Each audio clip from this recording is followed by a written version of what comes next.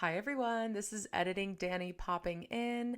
I just wanted to say thank you guys so much for all the support on the Swifties Salon. We've just launched our Instagram, and if you are interested in watching ad-free videos, getting bonus content, seeing some guest appearances, even being a guest yourself, you can go ahead and head on over to our Patreon.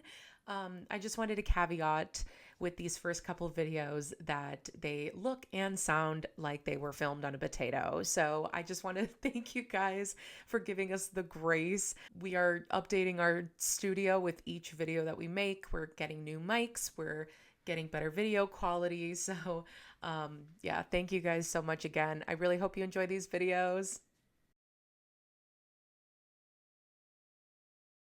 Hello, everybody. Welcome to the Swifty Salon and to our introduction to the Tortured Poets Department. Ooh, nice sync. Hey, they harmonized. I didn't get the memo. Yeah. I'm the enthusiast. I'm the writer. And I'm the artist. Also known as Emily. Dani. And Lauren. Hello. Hi. So Lauren actually made us, these are like official merch Tortured Poets Department hats that we're wearing, the gray ones, but Lauren embroidered our little monikers on the side, which I don't know how well you can see that because we are a ragtag team. But yeah, kind of see insert photo here. Insert photo of our hat here. And then on the back, because we all have the signed vinyl of Tortured Poets, she embroidered the heart that Taylor signed. So this is like an exact replica of the heart. Yes. That's on my signed vinyl. So. Yes. I asked them to send me pictures of their signed vinyl, and then I actually traced that onto the hat and embroidered it. Yeah. Because I can't have merch that matches everybody else. It's just a weird thing that I have. So yeah, fair. Yeah. And so our friend Haley, who is the fourth of our little squad, she has the Dreamer on her. Yeah. The Dreamer. Yes. Yes. Yeah. She is indeed the Dreamer. She is the Dreamer. Yeah. Shout out to Haley. We love her. Shout out Haley. Yes, she probably will. You'll probably see her on the show at some point. Yes. So. Yes. Okay. So this is kind of just our introductory episode. We're going to start going song by song after this, but we thought we'd just kind of discuss how the album came about, where we were when the announcement dropped, and just kind of talk about all the lead up and anticipation to Tortured Poets, what we thought it was going to be. We're also forgot to do this for the video, but we're representing our vinyl here. Yes. Got Manuscript, Albatross, and the Bolter. We do not have the Black Dog. Yes, but, sadly. Sadly. We love her, but we just don't own her physically. There's only so many copies of an album you can own, at least in my opinion. Unless you're a collector, then go off. Yeah. We also all own the anthology as well. Well, not me, actually. Oh, that's right. Yeah, I didn't purchase it. She got it for me because I was out of state and I didn't want to travel with the vinyl. So yeah, we braved the Target crowd of like 10 people at 5 a.m. At our Target here, and they were handing out tickets to get it. I grabbed one and immediately texted Emily. I was like, she's probably up. And I was. And was like, do you want this? I'm not planning on getting it, but I have a ticket in case you want it. And she was like, get it. Yeah. So, which was actually really lucky because by the time I got to Target, hers was sold out. Yeah, the vinyl was completely gone. There were lots of the book, the Eras Tour book, but no vinyl. So thank you, Lauren. You saved me with that. Listen, if you want a piece of merch, I'm your girl. Lauren I will literally get you a piece of merch if you're wanting a specific piece. I will get it. I will track it down. Though my claim to fame, not that I knew this at the time, is that I secured the original pressing of Lover Live from Paris in the original drop. I just didn't know at the time what it would become, but I just saw it. I was like, pretty. Add to cart. The rest is history. Yep. Honestly, that's iconic. Yeah. And that's the way that all merch should go. But ideally. But we fight for our lives now. Yeah. So. We live under the Yiddish curse that is that we live in interesting times. Sadly. Oh, yeah. So, all right, let's talk about the Grammy announcement. Because I remember going into it, everybody was thinking, of course, that Reputation TV was going to drop. And when she showed up wearing a white dress with black gloves, everyone was like, this is it. And like, I think her profile picture, her icon, was black and white. Yeah, the Midnight's icon had gone from being in color to black and white. So we were all so convinced. The first of many you fools. Yes. Also, I'll interject here very quickly with, I had not introduced these two yet. So I'm like the link of bringing the three of us together. Really? Yeah. No, this was at the time. Before your birthday party. Yeah, Yeah. this was I feel like before- I've known Dani forever. I Yes, know. So that's a lore that we'll get Yeah, into yeah, at some yes, point. Yes, we'll get into it at some point. But I had, at the time that this Tortured Poets nonsense was happening, 2 separate Swiftie chats. So I was fighting for my life because I had We're exploding. Emily and Haley in one, and then I had Dani and a couple of other girls in the second one. And I was trying to like keep up with both and update both. Dani was also fighting for her life because she was literally boarding a plane. Yes. So she was like, update me. I'm like, I'm trying. So it was a lot. Yeah. But this was before they knew each other. So this album, Tortured Poets did really bring us together post your birthday party, which is where we met. They met. And they were convinced that they knew each other from someplace. And honestly, it's like these two have known each other for years, which is wild to me. I think we just knew each other in another life. I went to a birthday party, sat next to Emily, and we were introducing each other, and we had talked a little bit, and I was like, I know her from somewhere. And she was like, I know you from somewhere. Yep. And we talked at length. We compared life stories. Yes. Trying to figure out where we've met, and we just couldn't find the link. Nothing. So I think we're both convinced that we truly knew each other in another life. Yeah, in a past life. And what's crazy is I used to work in post-production where I would work with the agency that Dani currently works at, but the timeline doesn't match up. Like I was no longer in that position by the time she got to her current job. So like we almost intersected sooner, but I don't know. It's crazy. But we hung out for the first time because Taylor did a Los Angeles pop-up for the Tortured Poets department leading up to, and at the time, unknowingly teasing the anthology, but we were fools. We didn't know that was coming. We didn't know. We suspected that there are definitely theories about a double album, and I was like, I kind of was like, maybe, but I didn't want to get my hopes up. So. I was like, she's still in the middle of Eras Tour. Yeah. It wouldn't, because I'm thinking of myself. I was like, I wouldn't do 2 albums. That's insane. I forget how insane this woman actually is. Fear Taylor. So Fear Taylor. I didn't want to entertain those theories just because I was thinking about it more like myself. Like she's on a world tour. Right. She's in this, this new very public relationship. There's just so much going on in her life. There's no way. And then surprise. Yeah. I mean, the 2s were suspicious though. If you might recall, oh my gosh. When she first announced Tortured Poets at the Grammys, she did a 2 sign, which I don't think any of us really clocked at first, but then then someone pointed it out, and we then started to notice that it was consistent. I've been working on this album for the last 2 years. Yeah, I think that was, I can't remember, but it was just like for the last 2 years, right. Like the way she said it. Taylor Nation, her like fan, it's not fan run, it's part of her company, but they're the ones who do fan engagement. That's what I'm looking for.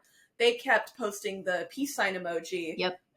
Just pretty much in everything. So we were like, this has to mean something. Yeah. So funnily enough too, Dani went to the pop-up twice. She went once with me on the first day, and then she went once with Emily on the second day, which is hysterical. Because again, like we're very linked by this album in particular. Yeah. But hilariously, Dani and I were like, throw up a 2. So our photo from this one? Oh, we're literally doing the 2, not knowing. I'll insert a photo. Yeah, insert photo here. We're literally doing a 2, unknowingly. Just teasing ourselves at that point. That we didn't even know why we're doing 2. We're like, she did the 2, doing it, so let's just do it ourselves. That's too. So funny. Yeah, oh my God. It's hysterical. Apollo hit you with the gift of prophecy. It was insane. It was truly insane. And then when it happened, it was crazy. But anyway, so I have this a question. Is a whole kind of thing. Yeah. So we're talking about Grammy announcement, and she goes, "I'm gonna go post the photo," and this is the photo. That's the one. Hold it up. This is the photo. The manuscript. How did we feel about A, the name of this album, and B, the photo of this album? Please let me speak to it. Okay, so I was. Yes, our writer needs to talk first. I always need to talk, unfortunately, because I'm a tortured poet. I love writing poetry. I love studying poetry. I love reading poetry. That's why I have the albatross, because I'm a Rhyme of the Ancient Mariner stan. So when she announced this variant, I was like, ruh-roh. I'm in trouble. Big day for rhyme stance, aka me. Meanwhile, I'm like, she looks sexy as hell on this. I want the bolter. I mean, good choice, honestly. The bolter slaps. I've drowned almost twice in my life. So the bile account, she nearly drowned, and I was like, "Girl, what?" Okay, that's my. Taylor was in the room with you. She was in the room with me or when she outside. wrote. Maybe I don't know. She watched me almost drown. Maybe I don't know. Yeah, maybe. And she was like, "Yep." How did she do it? Yeah. So I was knowing that it was called the Tortured Poets Department. I was like, oh, I fear this might become my favorite album, and we'll find out if it did become my favorite album. But like, I was just so. I loved the concept of a department of tortured poets. Mm-hmm. Like, I think now we know the aesthetic is more kind of like insane asylum, almost but bureaucratic. I was thinking more of like academia at first, like but same with the typewriters. I mean, even just having the more business like hierarchy of like the chairman of the board kind of thing. Mm-hmm. I just love it. Aesthetically, I think it's so fun. I love the fact that it's a lengthier title. I know that's kind of a departure from her other titles, which are usually a bit more concise. Yeah. But I think that's really cool because everything about this album is different to me. Of what she was doing. So yeah. What I loved about the rollout is we didn't know what genre it was going to be. Mm-hmm. So we were like, Tortured Poets Department is it going to be more folklore-esque? Is it going to be more Midnights? Because we were like, what kind of sound is she going to do after midnight? So I think I loved the mystery of not knowing what the sound was going to be like. And I don't think you could really guess it either. So a title like Lover, we could probably guess was going to be a bit more like bubblegum pop, love ballads, love songs, that sorts of thing. You can't.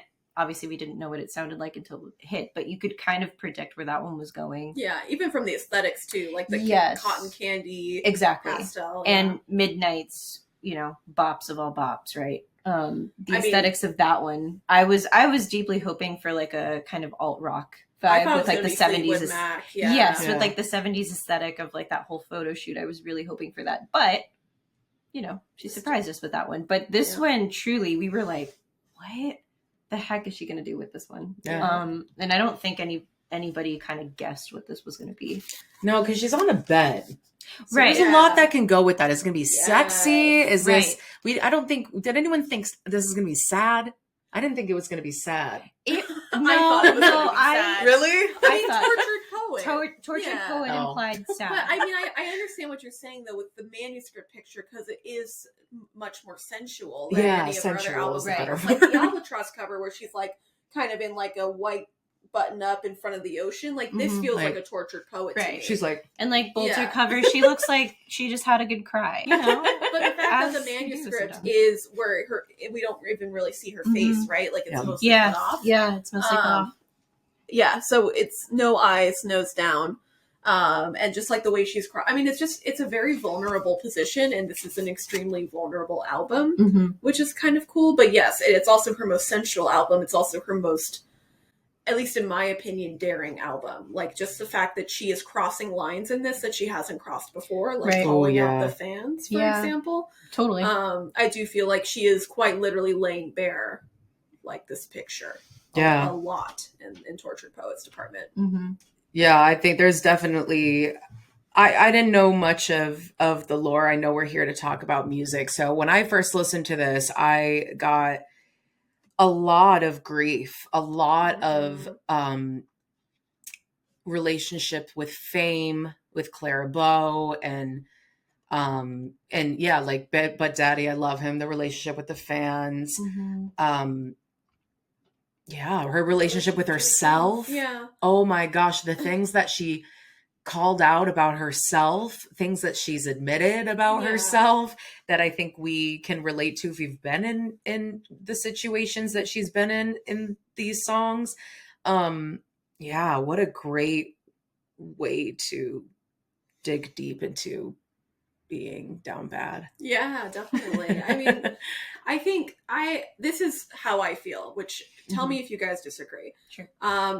I look at Tortured Poets Department and the anthology as like a side A, side B situation. Yes. For me, side A, so the first 16 tracks, the Tortured Poets Department from Fortnight to Clarabow, that to me feels like she is examining her, I mean, of course, what happened, what went down in early 2023 with these two relationships, but I think she's also examining her relationship with storytelling. And what I mean by that is like something I'm afflicted with, so maybe I'm projecting here, is as a writer, I love to assign narrative significance to things that happen in my life. Mm-hmm. You might call it main character syndrome, but I also think it's more of like, because we love to tell stories, we love structure, we love like, this is the inciting incident, this is the climax, this is like the dark night of the soul. When things like that happen in our lives, like when I was at the restaurant and I was getting dumped by this guy, it was 3 days before Valentine's Day, and there's all these things that we cling on to, the details of storytellers that make us think that what's happening to us has some form of like narrative significance. But often, in real life, it's just life. Sometimes things just happen, right? Yeah. And I feel like Taylor is kind of examining in the first part of Tortured Poets, this was a story I told myself and it was a false bill of good. And I think she's examining what that means as being the poet laureate of pop music, in my opinion. Like, when you are creating stories of your life, what are the consequences of that? From building up an idea of somebody in your mind. Yeah. If I can kind of branch off that, there was the lyric of, what was it? How dare you think it's romantic, leaving me safe and stranded, when this was like a lyric that she had previously sang so romantically and just in 1989. yay, like I, safe and stranded, and it's like made as like this great thing. But then this was the album that I think she kind of dissected her own lyrics and was like, wait, that wasn't a good thing. Well, just like the growth from that, because like that was a very early 20s, like we're just casual, so it's actually so romantic, you're leaving me stranded, whether that's to protect me or just because we're 20 and nothing matters, right versus now where it's like with fresh eyes, it's like, hey, get back here, I actually don't want you to protect me from you, I want you to stay, yeah boy. So just the beginning, people. Just the beginning. So, before, like, as we were going in, at the Tortured Poets pop-up, they gave us little cards with the track list for, before we knew the anthology existed. So just from Fortnight to Clarabow. And it was like, check off the ones you're most excited for. And and you get to drop them in a little box, which in hindsight, I really wish that I kept mine. Oh, I kept mine. Dang, me too. I forgot to bring it, but I did keep mine. But I wanted to, if you remember, do you guys remember which songs you were like, I'm most excited for this? Guilty as Sin, because I've stated how Carolina is one of my favorite songs. I was like, I clocked it. As soon as that track list came out, I was like, ooh, is this going to be like a follow-up to Carolina, but not about Carolina is more about the movie Where the Crawdads Sing, but is it in a follow-up in a different way, having to relate to this? Like, I don't know. I was so intrigued by that. That hit me immediately. I was like, what is this going to be about? That's a good one. I did put the title track. I'm a big fan of title tracks. I know some people don't like it when songs on the album are the same as the title. I love it. So I think it's fine. Yeah. I don't know. Some people feel some type of way about it. I love a title track. Yeah. I'll say I can't wait till we talk about that title track, because that's got to be one of my favorite of her songs. It's a banger. Yeah. It's a banger. It's a banger. And again, that's a controversial. A lot of people don't like that one. I know they don't. They don't have ears. I don't know what to tell you. Those fighting words, Dani. We will definitely break down why we love that song. So Yeah. But I'm glad to hear all three of us like it. I wasn't sure. I thought maybe I'm a firm, like the first like of that opening. So I was fun. like, oh, okay. Yeah. Good you left your typewriter in my apartment. So good. Yeah. Can't wait to get an album. Yeah, podcast to album. Yeah, exactly. So Tortured Poets for me, I was really excited about Clarabow. Because I am a Bonnie and Clyde original Broadway soundtrack stan, and Bonnie sings about wanting to be like Clarabow. So she educated us on who Clarabow was, because unfortunately we did not know. Oh, wait, did I do that? Yes. Oh, I did? Yeah. So Emily did that. She, I mean, it's not like we don't know a lot of pop culture, but she had informed us of who Clara Bow actually was. Yeah, so I mean, because I love Broadway musicals, Mhm. and Bonnie in that musical sings about wanting to be Clara Bow and wanting to be the it girl specifically. She also name drops the concept of it girl. Yep. That led me down a rabbit hole to look up Clara Bow. So when I saw that Taylor was putting out a song, and because I love folklore so much, and I love it when she writes songs about other people or stories like the last great American dynasty, I was thinking it would be like that. What it was is actually so much better. But at the time, I was thinking it would be another storytelling thing. Yep. So yeah, really excited for that one.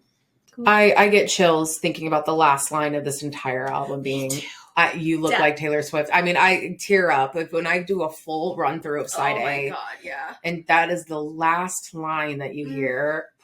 For me, it's the fact that the last word of the album is dazzling, which we'll talk about when we get to Clara Bow. Right. I was going to say that's a whole discussion that I'm very excited to have with the two of you, because like we've had so much to say on this album. We literally had a 31-day month in the month of May, where each day we did a track of the Tortured Poets in this like massive group chat that I had. It was like, gosh, it was all the girls from my birthday party. Yeah, it was a lot. Minus my roommate, who is not a Swiftie.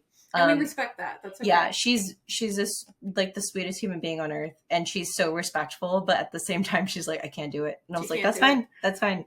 It's just where we differ. But so she's not part of this chat, but we literally did, for like the month of May, I did like a little prompt of like, all right, like here's the track of the day, like, and then I just did like some like nonsense words, and I was like, all right, like let's chat. Yeah. And then it was mostly just Emily and I kind of chatting.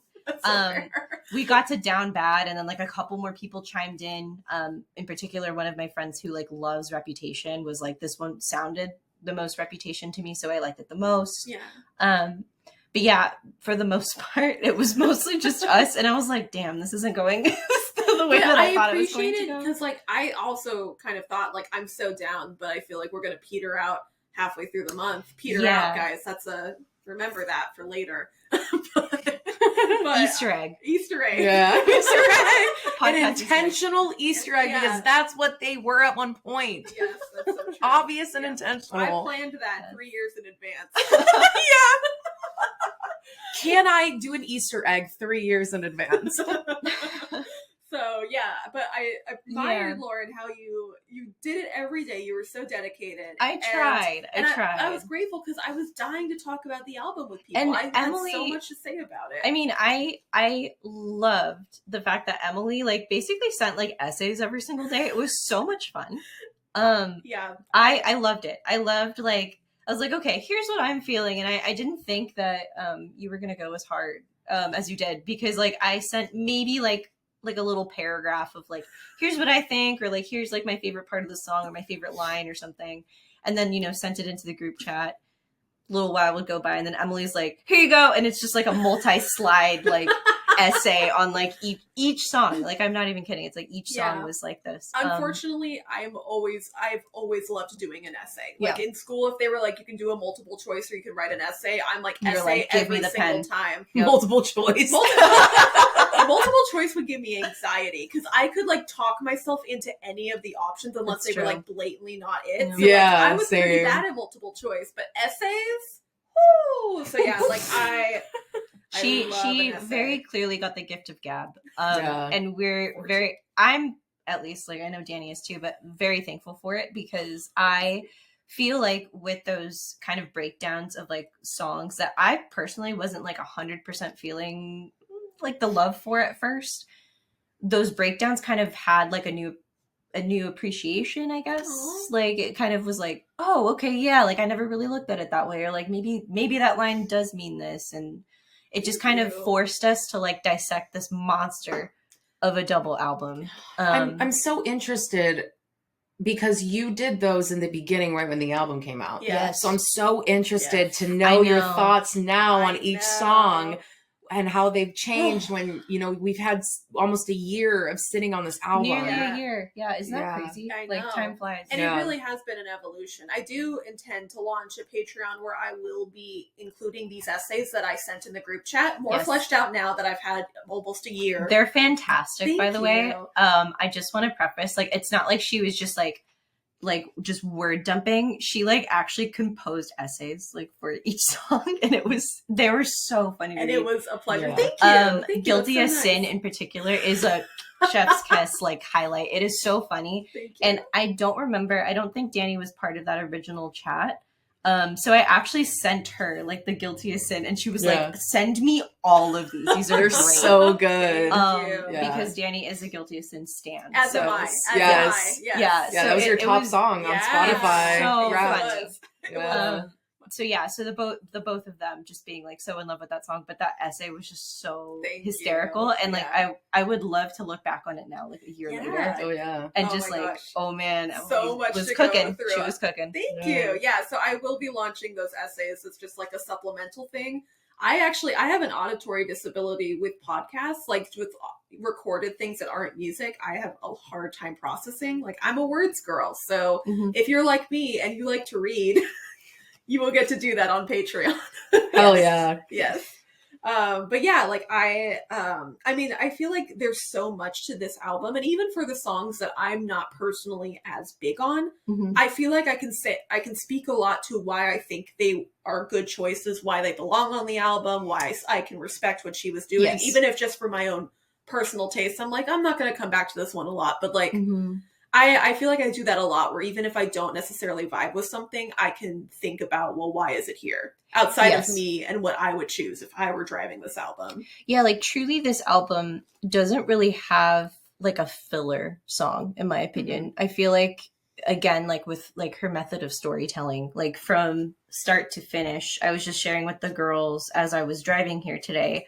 I haven't listened to this album like cover to cover in a minute. I've just been kind of like focusing on other music and haven't really picked up Tortured Poets like cover to cover in a really long time, and listening to it today to kind of prep for the recording of this podcast to kind of refresh my brain. I was like, this is kind of crazy. Like every single song on here, I'm like, oh yeah, I remember that one. And I'm just bopping around to it. I remember this one. Oh, that one's super sad, but like, yep, that's that. And like, it's just every single song I think has a purpose to it. Maybe not like listening to like a one-off, but if you're listening cover to cover, it has a purpose in like its place on the album, I think, Yeah, which is crazy. absolutely. Because I can argue that like some other albums have maybe a filler song that I'm like, nah. Like if this one wasn't here, like I wouldn't be heartbroken over it. I feel that way. I'm happy to get into it when we discuss this song. I'm very curious when you said that you have arguments for why some songs, the anthology. Yeah. Thank you, Amy. Oh, interesting. I thought you were going to say Robin. I feel like that's the one people go for. Yeah, and Robin. Okay, all right. And Robin. All right, fair enough. I like Peter, Robin. yes. Robin, Good for you. Robin, and Yeah. thank you, Amy. And I love her so much. So High School. What? Yeah, That's like your favorite, though. it is my favorite. That's a jump scare for me because Dani loves that song. Yeah. It's a jump scare, and I can't believe I'm saying it out Yeah, loud. just for So High School's sake. I do feel like the anthology mimics the structure of any other Taylor Swift album, where track 5 is, you know, the most vulnerable, gutting thing, and then track 6 is like a total whiplash. Mhm. Like, I honestly think that's like very shrewd of her to, and I mean that very positively, that she like puts her most vulnerable track at track 5, and then will immediately counteract it with something that just kind of like pushes the momentum of the album forward again. So like even on 1989, I think track 6 is Shake It Off. Like you're going from all you gotta do is stay to Yep. Shake it It's off. crazy work. And same with All Too Well to 22, crazy work, right? Yeah. Mhm. So for that, I think it's the same thing. You're going from How Did It End to So High School. I think that's a perfect contrast of what we're talking about and How Did It End versus going into the now, and also the momentum for the rest of the album, in my opinion. That's true, because if we didn't have So High School, she would have just moved on to I Hate It Here. Yeah, that's too much. I mean, the fact It's that we a go lot. from Chloe Like, or you're Sam low, to Sophia Marcus she to wanted How Did to- It End. Yeah, that Cool. deadly That is combination. and That I would have a be- lot to say about that too. Yeah. But Yeah. so that's why I think it's just a classic Taylor Swift track 6 is the upbeat, completely contrasting feeling. From track she needs 5. to Beautiful. bring you back up from Yeah. those like kind of darker feelings that she might Yes. have That's given and you I the love that previous argument, year. and I'm sold now. Great. And I'm sold. This is what I'm trying to Sell do. me on Thank You, Amy. Sell me Okay. on Thank You, Amy. All right, so I am with you. Thank You, Amy is not my favorite song on the anthology. No. However, I do really like. I've enjoyed tracking the evolution of Taylor's feelings about this particular moment in her life. Yeah. Throughout the albums, right? Because I feel like, I mean, obviously, Reputation dealt with it. Lover had I Forgot You Existed on it. Mhm. Folklore, Mad Woman. Evermore had like Closure, It's Time to Go. Like there were a couple things on there, and I think a couple more on Folklore as well. I mean, more or less. Again, I think some songs can be like an amalgamation of different feelings or events in her Composite life. sketch. Yeah, Yeah. exactly. Beautiful way of putting that. Thank you. Yeah. So Thank You, Amy, I think is like obviously a very direct song of who it's about. Yeah. And I think that okay, so backing up for a second, my side B anthology theory is that she is removing herself as the narrator in side B. So it's so I'm like, wait a minute. if Ooh, side now we're A- cooking. Okay, Now we're so cooking. If side A is about her examining her role as a storyteller in her own life Mhm. and the consequences of her storytelling, leading to all of these things falling apart and exploding and her being left, holding the bag, right? Side B is her taking a step back and taking kind of herself out of the narrative, if you will, excluding herself from the narrative, some might say. And this isn't like a perfect like one-to-one. Like there are definitely some songs that I think bring her more into it, but ultimately, like if the final destination is the manuscript, Yeah. what was it all for? I think Thank You, Amy slots it into that idea. What was it all for? And Thank You, Amy is talking about what that particular hurt was all for. If there hadn't been you, there wouldn't be this. Wow. What can I say? That was a mic drop. That's a mic drop. I do remember this essay. So for me, it's like less. It's like it was a mic drop then. It's a mic drop now. So it was 2 mic drops for me. Yeah, 2 mics down on the floor. Thank you. I'm done. She literally clutched her pearls. Did you see that? I literally was She was like, oh. debunked. Okay, and I get it. Like, it's not my favorite song either, but I get why it's there. Yeah. Yeah. I'm here for that song with the point of it being if there wouldn't have been this, if there hadn't been you, because we haven't explored that Yeah. in a previous song about Yeah. that. Yeah, usually it's The just healing. hurt. But now I've healed from it. And like, yes, this was like a very negative thing that happened to me. But in like that negativity, I probably learned more about myself than Yeah. I would have otherwise. And also, like, it spurred her to build this legacy, right? Yeah. That it Yeah. cemented her as a music icon. Absolutely. So, yeah. And we're seeing confidence. We've seen a lot of hurt. Now we're seeing confidence. Yeah.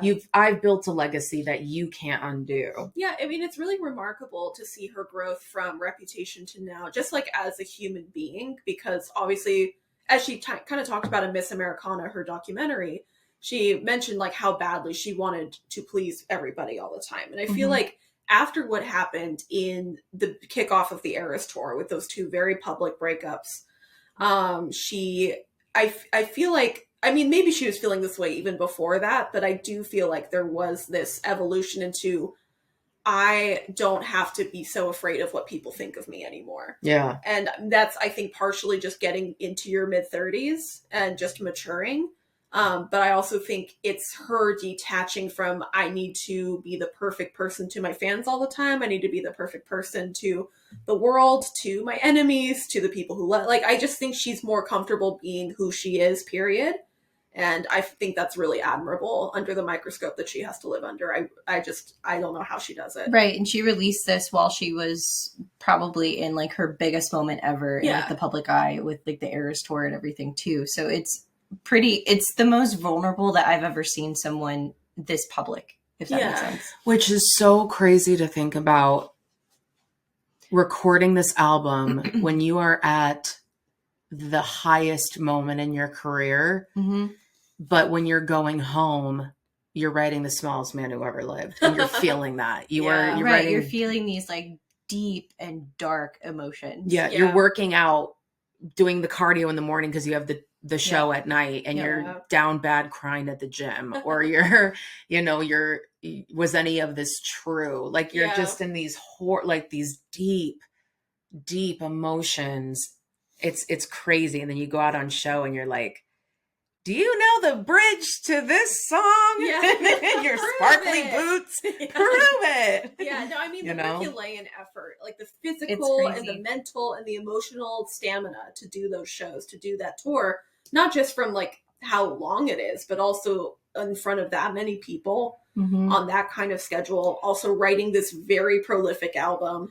And to have to deliver that consistently every single night is insane. Oh, it's I mean, like, physically, like, we just knew that this was a feat because, I mean, obviously we've been watching all the Eras Tour coverage up until she had announced that this album was coming, and we were like, this is crazy. Like, how does this girl do this show? I mean, I know I despise it when someone says you have the same 24 hours in the day as like Beyonce. I'm like, no, we don't. No. That's not. Don't say that to me. No, don't say that to me. Don't disrespect Beyonce like that. Well, don't disrespect. No, but I mean, what they're saying is like, you can do what like Beyonce you can do does, what she does. She has the same hours in a day as you, and I'm like, she has a chef. I was going to have assistants who can do my grocery she has 24 hours, but I also have to like live my life and be a normal human for a lot of those hours. I don't only work on myself for those 24 hours. Yeah, which I mean, holy cow. I'm not saying Beyonce's not an absolute workhorse. I love Beyonce. I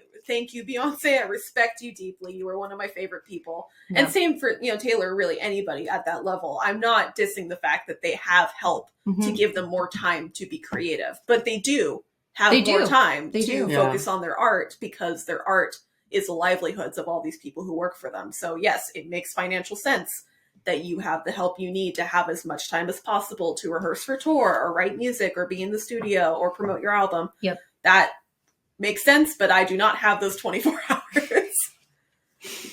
No. Yeah. So, but even with all of that, even with all the help that Taylor may or may not have in her day-to-day life, the fact that she was able to entertain audiences on that level while dealing with such a massive amount of trauma in a short period of time, like, it just, I'm sure there were elements of that were healing for her, but also incredibly difficult. And I mean, I'm projecting. I don't know. That's just how if I were in that position, I feel like it would be a very mixed bag for me. Yeah. Yeah. I'm curious to switch gears, what you thought about the pop-up. Oh, I loved the pop-up. I mean, I loved it because that was, let me just explain. I was considering going. I think I was not sure with my work schedule if it was going to work out, or I was feeling kind of tired. And Dani texted me because she had gone the day prior with Lauren, and she was like, hey, I will pick you up. I will drive you there myself. And I was like, you just went. And she was like, I don't care. I'll do it. Yeah. Dani was down bad. She was down bad. And that really meant a lot to me, because I think if you hadn't done that, I wouldn't have made it out there. Because I'm not going to say exactly where I live in LA, but it's not close to the Grove. So like, that is a commitment to get out to the Grove. Yeah. So the fact that you were willing to do that meant the world to me. I also just was like, I know we yapped so much at Lauren's birthday party. I knew that there was much more yapping ahead. So I was just very excited by the prospect. Like, we're going to get this one-on-one time. We have only met at this birthday party. Yeah. I didn't even know her. Yeah. I just picked her up and did not know each other. It was a podcast immediately. We were like, and what I love about you, especially with that car ride specifically, is you asked so many personal questions. Aww. Like, you truly wanted to get to know me. Yeah. The kinds of questions, you were very engaged. And I don't feel that way with a lot of people, and I really appreciate. I love those qualities in you. Likewise, like when we were waiting in line for the pop up, and then we got sushi afterwards at this amazing place in Larchmont that's not there anymore. R.I.P. Oh, it was so good. Yeah. But same with you. You were like, okay, like we really gave each other our whole life stories, everything we've ever been through, everything that's ever happened to us. That's how both of them are, though. In my like very short time knowing both of these ladies, because fun fact, the Eras Tour actually brought both of these ladies into my life in different ways. In my short time getting to know both of them, I feel like they've asked me more like personal questions because they genuinely like want to know me as a human being than I've ever been asked, I think, in any like past like friendship. Like when friends are like trying to get to know me. I don't think that you guys like are on that same like very surface level. You're like, okay, yeah, the surface level is cool. Let's dive deeper. Yeah. And I'm like, okay. But I appreciate what both of you, it's one thing to be able to ask those questions, to be able to be vulnerable and answer them with such depth and like being an open book, I guess is a better way of saying it. Being an open book is a different thing. It's very hard for some people to do, It is. especially with the kinds of questions we ask each other. So we get really personal. You know, which, I mean, we get deep. We're all in therapy. Let's be real. Oh my gosh, I am queen therapy. Yes. I've been so. We're very therapized. pro therapy. Yeah. I mean, I obviously will never try to cross someone's boundaries if they're like, that's not me, I don't want to go there. But I love to know people. Yeah. I love knowing people. I love understanding all the little things about them that make them who they are, because it enriches my life. Like, it enriches the way that I look at the world. Like, there's this Tumblr post, I think, that makes the rounds periodically that has this beautiful line that's like, I'm a mosaic of everybody I've ever loved. Like, it's true. Yeah, isn't that stunning? That is a beautiful Tumblr quote. is spitting straight poetry like all the time.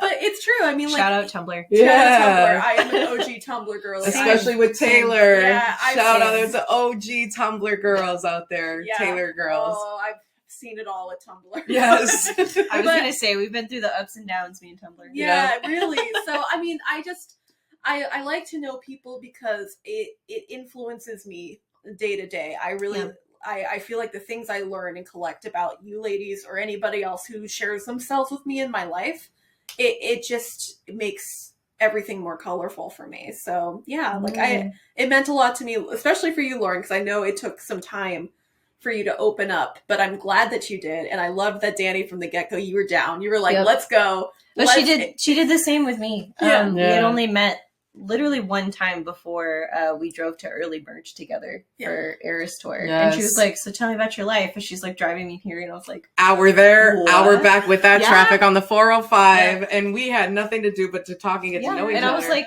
all right, sure. Because I wasn't sure how that was going to go because we literally had only met once. And was this hangout going to be purely us just yapping about Taylor Swift? And it could have been. Yeah. It could have been. I think there was like a moment of it to kind of like break the ice. Okay, like, what are your favorites? And what is this? What is that? And then it was like, again, that surface level thing. And then, okay, let's like dive deeper. Yeah. And immediately, like, we've become very close. I consider her like a sister. Well, that's what I love about Taylor too, is I feel like, I've said this is another one of my favorite things about her. I feel like, especially people that have been fans of her for a long time, we've gone through so many emotions, and she goes through so many emotions, and she's such girlhood that when you meet other Swifties, you're just like, you know, the smallest man who ever lived. I know the smallest man who ever lived. Like, you just have this bond. They're all the same songs that we listen to, but like just the different, like, very colorful interpretations, like you were discussing earlier, the like colorful ways that people get to like relate it to their own lives. It's just so interesting to like hear everybody's perspectives on, okay, like, tell me about the Tortured Poets department. You'll get 3 different answers once we get to that one song. Even though we all like it, we have 3 different versions of our version of that song, which is so cool to me. I mean, that's the power of art. Like, that's I can like my underground things, but I really love popular things. I love things that are have broad appeal, because everyone does have their own application to it. Like, even with the Wicked movie coming out recently, I went alone because Wicked is a very personal thing for me. And I happened to sit next to another girl who went alone. And we had like a 10-15 minute conversation after the movie talking about what did Wicked mean to us. And we have very different stories and pathways into it. but it's a very popular musical for a reason, just like Taylor Swift is a very popular musician for a reason. Yep. And going to the Eras Tour, and I went to night 2 of Glendale, so I went to opening weekend and closing weekend of the US Lakes. I went to a couple LA shows as well, which I can talk about how that happened because it was crazy. Yeah. Maybe we'll do an Eras Tour episode. Yeah, I got we can break that down because it's fun. It's fun, but long story short, I feel like going to that concert healed something in me that was broken by COVID. Yeah. I didn't know if it would be possible to connect with strangers like that ever again until I got there. And I made so many friends. One of who actually has since moved to LA, and we're like going to get coffee. Like we met at the airport. That's coming home from the Eras Tour, and we're still friends. And like we talk all the time. Shout out to Scott. You were so cool. I'm so glad we met. But yeah, like I made so many friends there of all ages. I talked to little girls, I talked to older women, I talked to moms, I talked to girls who were around my age, like, and boys. I mean, like all genders. Like it was just so uniting to have people who were all so excited and so enthusiastic about it. And like I was like Spencer, who was next to me in the stands, like we were hugging each other during the show. We were, swaying with our arms around each other. Like we never met. But there was just something that was so, like, just healing about it. The fact that we could connect and share that together. So, I mean, we could talk about it more in the Eras episode. Yeah, for sure. yes. Very similar experience as well. So, yeah, we'll get into that. Yes. So, back to Tortured Poets. Yes. So, just to wrap up the pop-up. The pop-up itself, I thought was super fun. Like, it was cool. Yeah, it wasn't too elaborate or anything, but the books had all of the title tracks, or the tracks titles on them. And they had the lyrics for the anthology, which we didn't know at the time. Yeah. We didn't know that this book was telling us an Easter egg. Yeah. Like, we were just like, oh my God, like what lyrics could this be to? Right. And I remember seeing a tweet after Tortured Poets dropped where somebody posted the picture of the book from the pop-up of like, wait a minute, these lyrics weren't in the album. And Taylor Nation was like, well, that's suspicious. That's weird. And then I was like, oh no.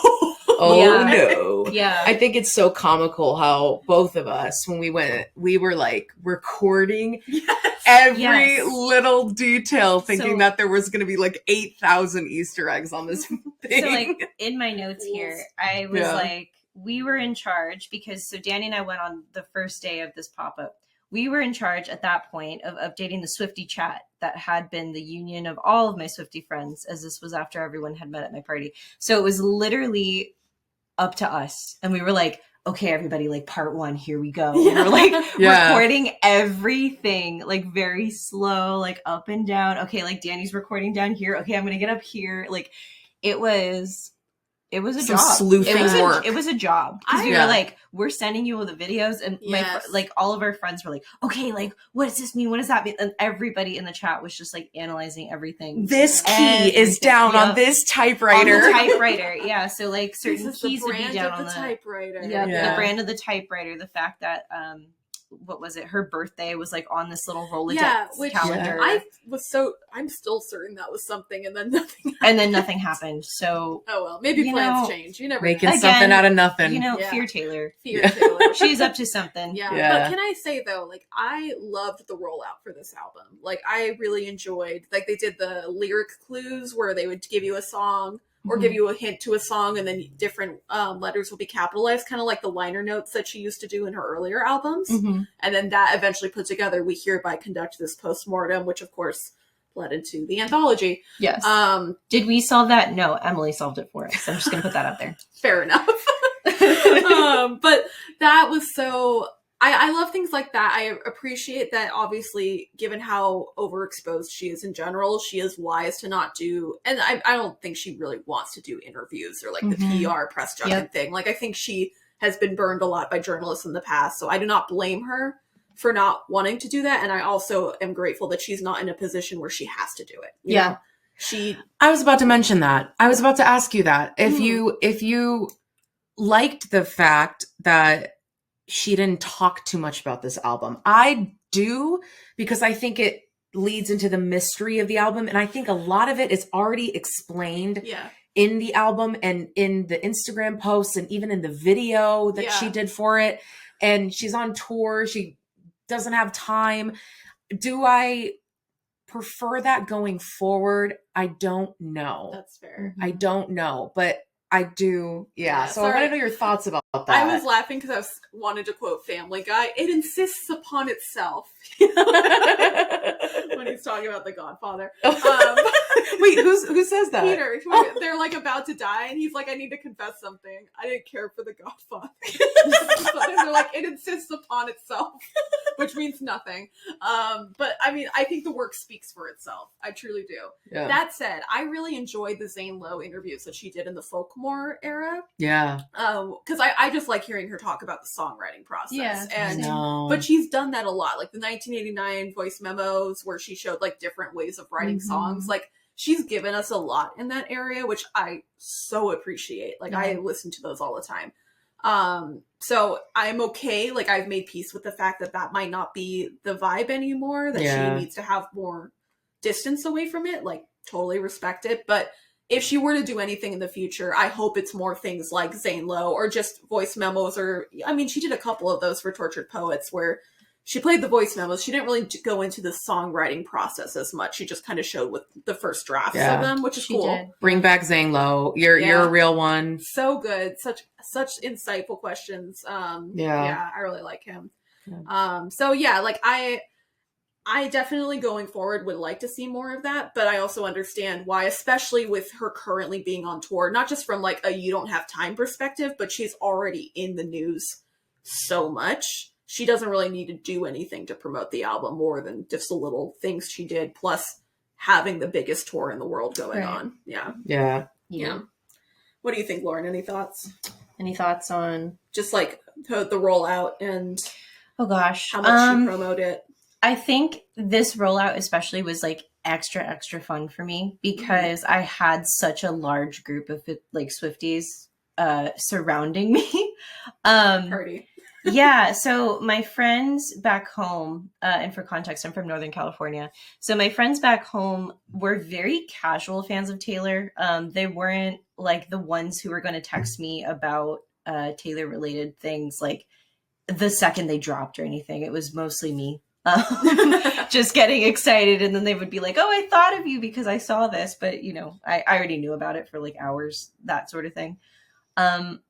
So whenever it was like time for like an album to drop or something, time to like build up an album, it was kind of just me for a while, and I was, you know, I would still get excited because I'm still excited to see like hear the music that she releases, but I met Dani and a few other friends who were as obsessed with Taylor as I was. And my very first like listening party, I think, was 1989 TV with you guys. Yeah. And that was hysterical. I dressed up like Pete Davidson from the SNL sketch with like the cowboy hat. And it was like the whole thing. Oh, yeah, the where meme. is she? Yeah, where is she? Where's Blondie? Yeah, where's Blondie? No sign of Blondie. That was literally my getup for that listening party, just because I was like, I own all of this. Can I just dress as Pete Davidson for this one night? And I don't know, it was really fun because I finally had friends who were like as excited about this new music as me. And as excited to like theorize what was going to happen and what we were going to listen to. So like the little bits that we got during the rollout, the freaking pop up, and everybody was chatting, everybody in that group chat. We're like, when are we going? When are you going? Oh my gosh, who's going to be the first one there? And I, on that day, was not feeling the best mentally. I will disclose, like I had a particularly rough like mental day, and thankfully had therapy on that same day because love when that timing happens. Had gone through my therapy session and just kind of took a breath, and we were discussing about going to this like pop-up. I wasn't sure if I was going to go, but Dani texted me and was like, do you just want to go like today? Because we were going to go like the next day. Classic Dani. Yeah, do you want to go just like today? And I was like, yeah, you know what, let's do it. And I was like, like the socialization is probably going to be what's best for me right now. And I'm really glad that I did that because it was so much fun. And not only were we like just being ridiculous in the group chat and like updating, okay, like we're close, like we're getting closer to like the pop-up, we can see it, and we're telling everybody, describing everything that we're seeing. to a group of girls who was just like chomping at the bit trying to like decode this, which was so fun. Yeah. Because we were all just the best sleuths. We met people in the line. We have like a couple friends now who we met in the line, which was really fun. There was a little girl passing out bracelets, which I loved, and I felt so bad because I didn't get her, like I didn't have any bracelets to trade. No one had any bracelets on them. Well, we only heard about this like the day before or 2 days before, something crazy. Yeah, it was fast. So very quickly, and it was like, oh, and it's only going to be in Los Angeles, so we were like, oh shit, now we gotta go. LA. Yeah, it was only in LA. It was only in LA for like just a couple days too. I think it was only a couple days. But yeah, the fact that like the world's eyes basically were on LA trying to decipher everything about this. It was not a very big pop-up. It was like kind of small. Like a little box, basically. Like you went around it, you saw it, and then at the end you take a picture and they give you a little souvenir photo and a bookmark. So cute. I use that bookmark all the time. I have it. I have some things that I need to like put in frames and do things with, so I'm not sure if the bookmark's gonna go in there, but yeah, it's with my Tortured Poets Department bracelet that little girl gave me, so shout out. I don't know her name, but she was so cute. And was like, what's your favorite era? And I was like, telling her it was folklore. And she was like, I don't have any more folklore, but I have Tortured Poets. I feel like it could be the same vibe. Yeah. And I was like, oh, she's okay. Smart. She wasn't predicted. Wrong. She manifested. She predicted. I think Swifties are smart. Yeah. She was really cute though. Very sweet. I doubt she'll ever find this podcast, but if she does, hey, you know who you are. They are. I traded bracelets in Toronto. I traded bracelets with a little girl, and I said, what's your favorite song or era? And she goes, folklore. Ooh. And I'm like, folklore? I thought you were gonna say shake it off. I'll see you soon, English major. I know. I'm like, okay, folklore. What you singing? Like, you singing Seven? Like, you singing the Last Weird American Dynasty? Like, Mad Woman? You singing Mad Woman? Again, though, like, it's just all of these, like, these Swiftie fans just as a whole like are just so fun to like interact with because we're all just in a good mood. Like there's nobody at Eras Tour that was in a bad mood.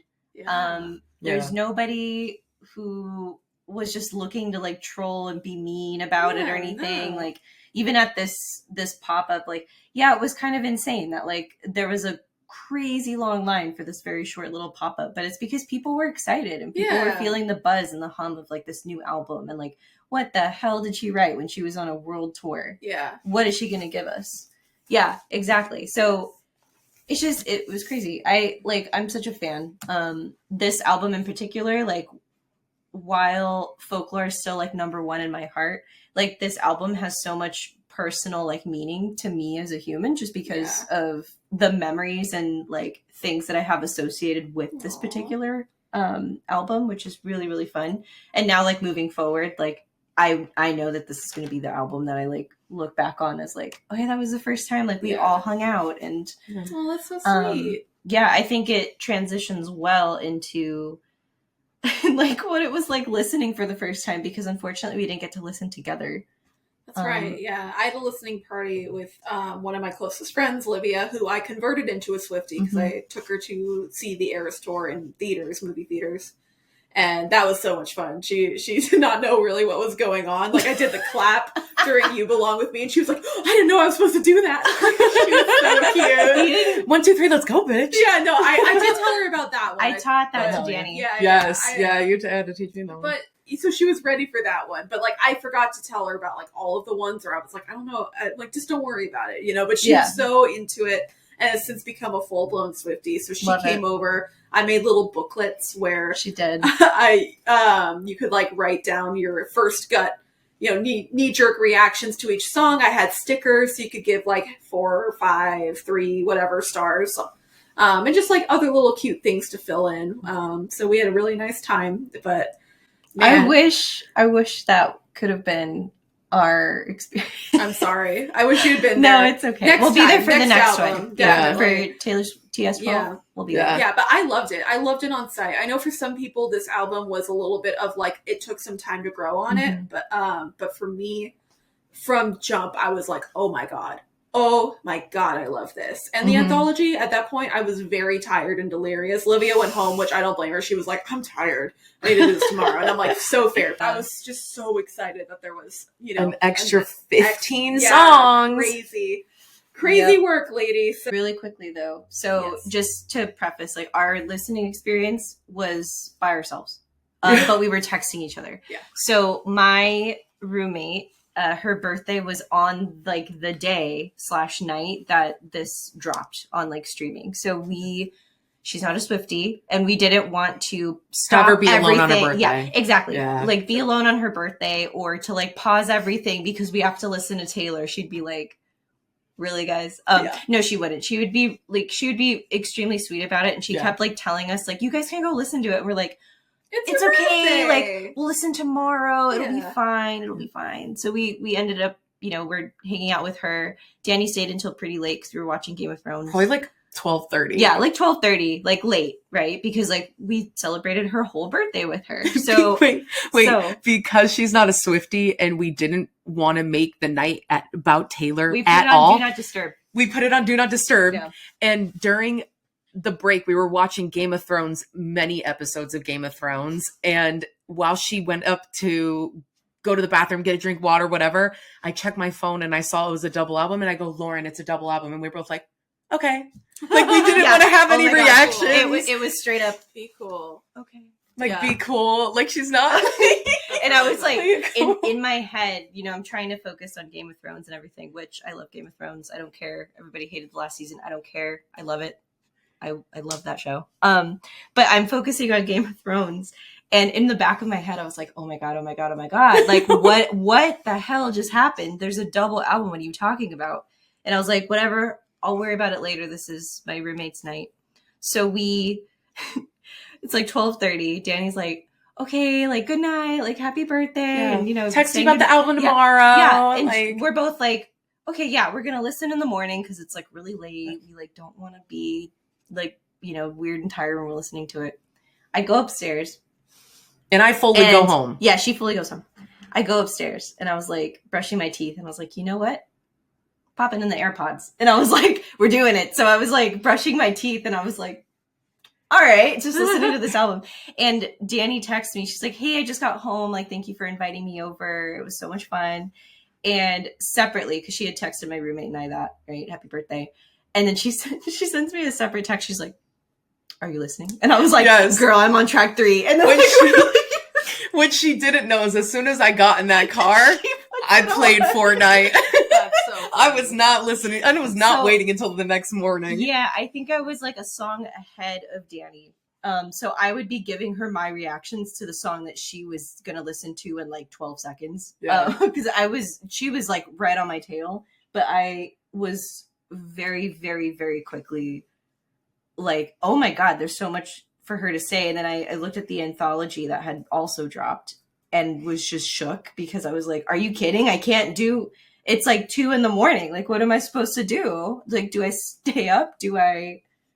What do I do at that point? And then we were texting each other and I was like, you know what? I think I'm just going to listen to the variants, like the 4 songs. The Black Dog, Albatross, yeah. The Bolter, and then the manuscript, right? I'm going to do those 4. And then I think I'm going to have to sleep and tackle the anthology tomorrow. In the morning. Yeah. So. Not me. I went all I know. front Well, to back. That did not shock me. And it was hysterical because we had put everything on Do Not Disturb. So reading back through that like text thread of everybody just reacting to it was so funny. Yeah. And it was hysterical when we were like reading it back. And they got Dani and my thoughts at like 2 a.m. because it was like when we were listening. And yeah, it was really, really silly. Well, then my question now to kind of segue into something different before we like go back. How you felt about, so you're listening to that and then you're listening to the anthology. Let's talk production. Okay. We can talk production a little bit. I think we should definitely go more in depth as we go track by track. But what I will say about production up front is I know there was a lot of discourse about people thinking that the songs on this album sound too samey or people were sick of her working with Jack Antonoff, her longtime producer collaborator.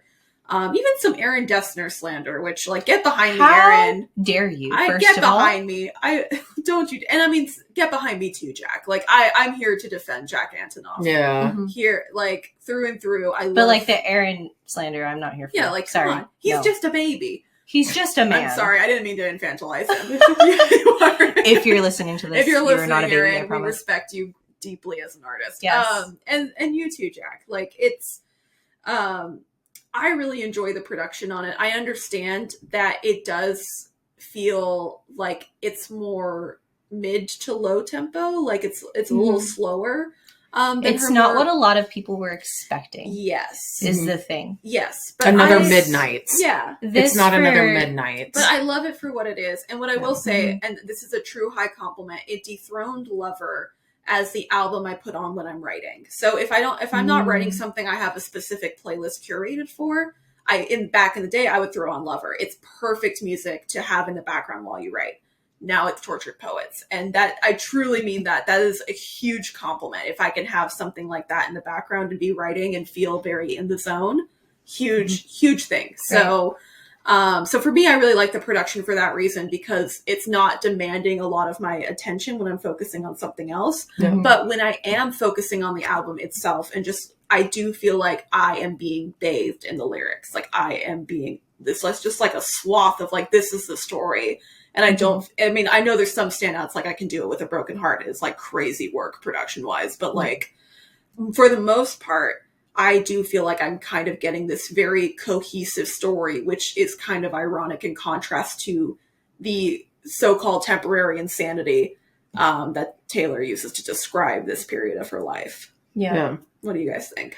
I couldn't understand when people said every song sounds the same, because Fortnight is kind of like a mid-tempo ballad. And then Down Bad, there's these the imagery on every single song is just A+. Like you're in the saloon with I Can Fix Him and Fresh Out the Slammer. You're in her headset with the 1, 2, 3, 4 of I Can Do It With a Broken Heart. Clara Bow is a more, also another really like Fortnight. Those both they're ending. Yeah. And so I think in Tortured Poets department being bedroom pop, but a little bit more like a synthetic sound. I just think I think it's amazing what he did with the imagery. I don't think every song sounds the same. Now, Anthology, I still, even though there are a lot of piano ballads on that, they're all in different keys. They're all in different tempos. They do not all sound the same. The vocal layering does not sound the same. Nothing about any of those songs sounds the same. And I was very, very confused. I think Aaron did great work on, the difference between Peter and Robin, and Chloe or Sam or Sophia or Marcus. And the guitar, and I look in people's windows and the guitar, and I hate it here. Those are completely different songs. The Black Dog and then the Albatross. I mean, these are all completely different songs. And I got to give props to the production he did on So High School, because that does sound like you are watching a 90s rom-com. It's so nostalgic. It is so nostalgic. Or I'm watching a trailer to a 90s rom-com. I can see it all in my head. Yeah. So I'm so incredibly impressed with the imagery and the production that they invoked on this record, the Anthology as well. And I mean, I think, Taylor doesn't get enough credit as a composer herself and as a producer on this album. Like people seem to think that her sound is solely influenced by these producers. And I do think that collaborations bring really interesting dimensions out of her artistry, but ultimately this is her sound. And I personally really like it. So yeah. I mean, so I will add, when I first heard this album, granted, I was very tired, but I was in that boat of I wasn't sure if I liked it or not. I just thought it was okay.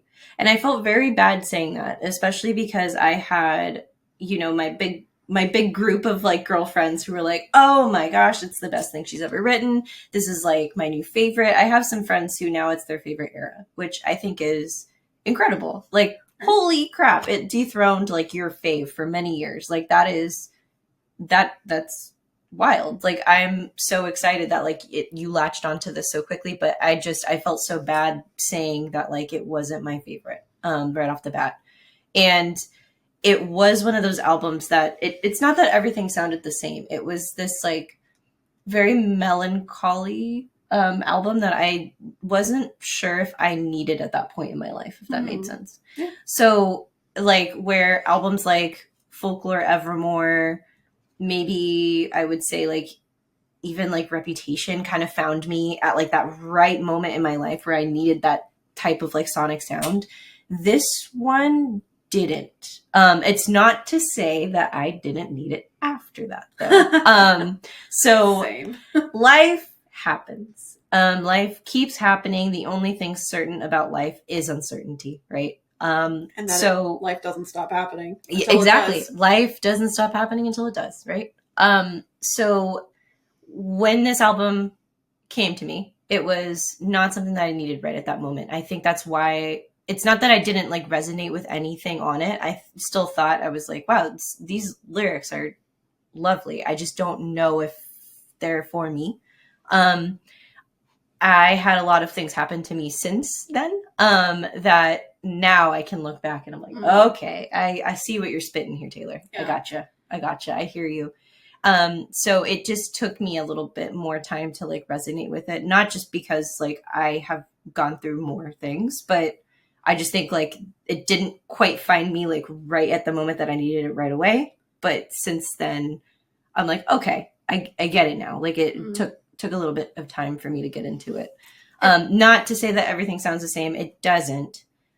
I have my favorites and I have ones that I don't love to listen to. But yeah, I think it took me a little bit more time to get used to it for sure. It is a behemoth. It's huge. It's huge. 31 tracks. Ask me how many times I will listen to the anthology. I will tell you it's kind of rare, like in its entirety, like cover to cover, that I will listen to that like cover to cover. Yeah.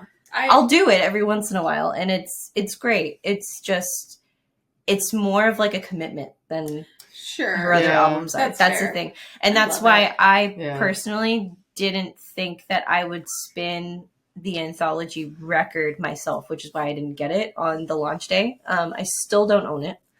But that's also for like budgeting reasons. But yeah, I just was like, I don't think I'm going to spin this. Like, if I'm being realistic with myself, I'm not a huge like Taylor Swift completionist. We didn't even discuss that none of us own Fearless. Sorry, Fearless. So sorry, Fearless. So sorry. We will.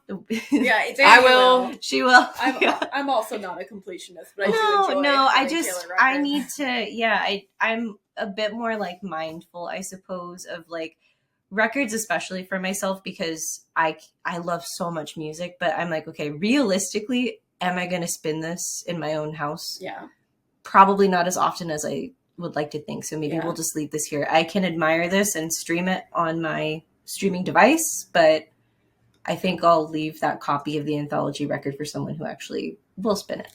Like me. Yeah. Yeah. See, like these two. I love lengthy things. Like, especially today, like I feel I am just as much a victim to shorter attention spans and like short form content and algorithms as anybody else. And that freaks me out. So I really try to challenge myself to continue to spend time with things that I don't digest immediately. And there are definitely a few songs on this album that I needed to listen to many times, or even just all 31 tracks, to really understand the comprehensive work. And I think, especially in this like instant gratification era, people are so quick to jump to conclusions or want to understand something. So like, even I mentioned I'm watching Severance. Like the second an episode airs, my feeds are clogged with theories about what's happening in the show, which I love to read them. But I'm also like, watch the show. Well, but also sit with it. Let it cook. Let it cook. But I mean, and I'm not slamming. I think the water cooler talk, I'm so glad it's back. I love weekly releases of weekly things so releases people can are great. discuss. Yes. But I do think it is kind of crazy. I'm like, this episode came out like an hour ago, and already there's already so many thoughts, and people are like, yep, that's what that is. And I mean, they might be great, very smart, very well thought out theories. But again, it's just like, I think it's great to take time with the material. I think it's okay to say, I don't know what this means yet. Yeah. And not give up on it just because you don't instantly understand what it's trying to tell you. Well, and that's the thing too. I felt like a lot of the discourse online was a lot of people analyzing every single track of this album when it first came out. And I don't work that way. I need to sit with something and like really think on it. And I felt like I was kind of being left behind, like in the dust of like people just like, well, no, I think it means this and I think it means that. And like, let me analyze this. And I'm like, where are you? Like, I'm still at the restaurant. Like, hello. So yeah, I sort of felt like people were running with it so soon that like I felt a little left behind in it, and not part of the discourse anymore. Sure. Now I am. Here we are, almost a year later. Here I am a year later, and I'm finally part of the Discord. No, I'm just kidding. Yeah. No, but it was weird. I do agree that like people like just they want to talk about it right away, which is cool. But also, I'm like, can we? I mean, I think it just gets problematic when it's like, okay, we talked about it, we know what it is, we're moving on. It's like, well, let's continue to talk about it. That's the thing. Yeah, and everybody has like fine line drawn in the sand, like it means this, and I'm like, I don't think so, though. Yeah, I mean, I think it's malleable, right? And certainly there are spaces on the internet where discussions continue to happen. I'm not trying to make a blanket statement that everybody moves on too fast. No. But there are like a lot of folks that do that. And online, obviously, you like read it, so it's I don't know. You digest things really quickly, and then that's just kind of. I mean, you know, I'm a big psychology nerd, and I'm minored in it in school. And, you know, there's like these biases where there's like a phenomenon where if the first piece of information you learn about something is incorrect, you still kind of believe it because it's your first impression of something. So, I mean, this is me getting really granular, but like, I do think oftentimes our first reaction to something sticks. And it can be harder, it take more effort to develop a different reaction, which is why we have a lot of issues with people not being able to see any reality other than the one they've convinced themselves of. Like that's a very common psychology thing. Yeah. But that's neither here nor there. That's pretty deep. Shall we talk about variants? Yes. Yeah. Okay. So I know there was also a lot of discourse about people not liking different tracks being on different variants. So like this one only having the albatross, this one having the manuscript, this one having the bolter. And the black one having the black dog. Yeah. So I will say I was part of that. I remember texting the group chat like, you know what? I'm just going to say it. I don't love that all of these are split up on different vinyl that I then have to buy each individual one to get every single track. Joke's on me. The anthology has them all, but and it was available that night. But I do agree. It's I understand it from a marketing perspective. It obviously boosts, and I kind of blame the charts more than I blame the artists. Like I'm not blaming. I'm not blaming artists for this at all. I'm blaming the charts and how that all works. Yes, but definitely. I'm not personally a fan, so I just want to put that out there that like I don't like this. I don't like owning 5 copies of the same album thing to get every single track. So I think it's wonderful for collectors, but for other people who just want to listen to the music, for my wallet, not so much for the wallet. I mean, I love aesthetically. I love all the variants. I think they're beautiful. Yeah, and I love the songs that she chose before announcing the anthology, like choosing Manuscript, Bolter, Albatross, and Black Dog. I think were all great picks, not just because they all aesthetically start with the word "the," but also just like what's actually in the songs. I thought were nice compliments to the standard album, and each one I think is like pretty good too. So I don't feel like you. Like whichever one that you got, if you only got one, I don't feel like you made a like poor choice. Oh, you made a great choice in hindsight because eventually the anthology came off. Save that wallet. Yeah. But I don't think that there is a bad one or like the one that people like the least. Yeah. I guess. I don't think this bothered me as much as the 1989 TV bothered me. The fact that It was just colors. it was colors, and I loved the green, and then the next week it was pink, and then the next week it was yellow, and then the next week it was blue. That wasn't my favorite. Whereas this incentive is, hey, if you buy the albatross, you get an exclusive track with it. So exclusive it was a track bit, and an exclusive color, and That the is last true. page of this is a different photo than what I have in the manuscript, and then with the bolter. So like you're kind of getting a little bit different you're getting photos. a bit more exclusivity to it. Whereas 1989 TV, you are getting different photos in each of the variants. Yeah. But for some reason, I think this was more justifiable then. The thing that I didn't care for is just the what's it called, like manufactured scarcity of it, where I was The hesitant. Fortnite CD. No, more just the fact that like you're taking a financial risk on a song and an album you don't know if you're gonna like yet. Yes, so that was another gripe of mine too. So like, I don't know which one I'm gonna like. I already pre-ordered the manuscript, so now I need to cancel this one to then buy this one. No, I didn't. I That's bought a good both. Point. Yeah, and then ended up returning the manuscript. And then joke's on me, I have another manuscript because I got a signed manuscript version. So like, I was just destined to have multiple copies of this. I forgot we didn't know what those songs sounded like. Yeah, you're right. Didn't. It's like we didn't. Never mind. Now I'm like, that makes sense. But now I'm like, no. I mean, Emily was already sold on the Albatross because I'm a Rhyme she is. fan, so. Yeah, she knew. Yeah, she knew. knows. She knows. And I don't know. I mean, I'm a Led Zeppelin fan. Did I go for the Black Dog? I didn't do it. No. Yeah. We stayed with the standard. We were like, this is safe. Yeah, I had to wait for a. I am a writer. I did like the manuscript. I was like, I've written a manuscript. I'm gonna relate to this. I liked the manuscript as like a closing for the album, so like I wasn't mad at it. Yeah. It's just I personally like the bolter a little bit more, so I had to wait because everybody and their mother all of a sudden wanted the bolter. I had to wait because she kept bolting from the store. Which I mean, taste the bolter. Is so good. It's so good. The CDs.